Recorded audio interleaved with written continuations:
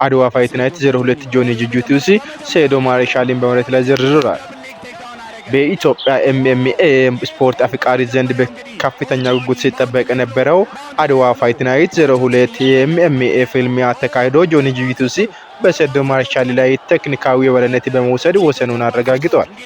ናሳ 2018 ሁሉም ሚዲያ ውድድሩ በሰከንዶች ውስጥ ገና እንደተጀመረው ጆኒ ጁጁቲዩሲ ባደረገው ፈጣን ቴክዳውን ምት ሴዶ ማርሻልን መሬት ላይ በመዘረር እንደሚታዩት ፍልሚያውን ወደ ራሱ ጠንካራ የጁጂቲዩሲ መፈክር መድረክ ቀይሮታል።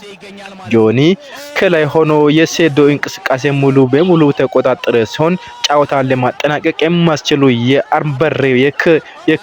የአምበርና የኪሙራ የክንድ መቆለፊያ ቴክኒኮችን ተጠቅሟል።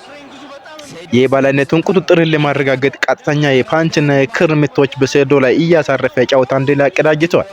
ሴዶ ማርሻል ባለው ከፍተኛ ሰውነት ጥንካሬ እና ጉልበት ተቋቁሞ ለመከላከልና ከታች ለመውጣት ከፍተኛ ጥረት ባደረገም የጆኒን የተደራጀ መሬት ላይ ዝረራን መከላከል ሳይችል ቀርቶ ጀርባውን ሰጥቷል።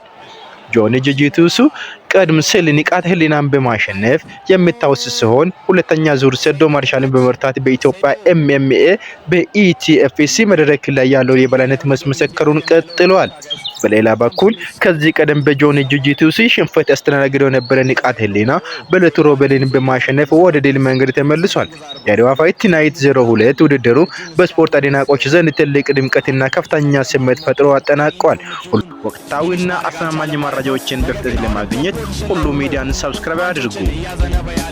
ጆኒ ነው ማለት ነው። ኦ ፓንች ያደረገው ነው። ኤልቦ ያደረገው ነው።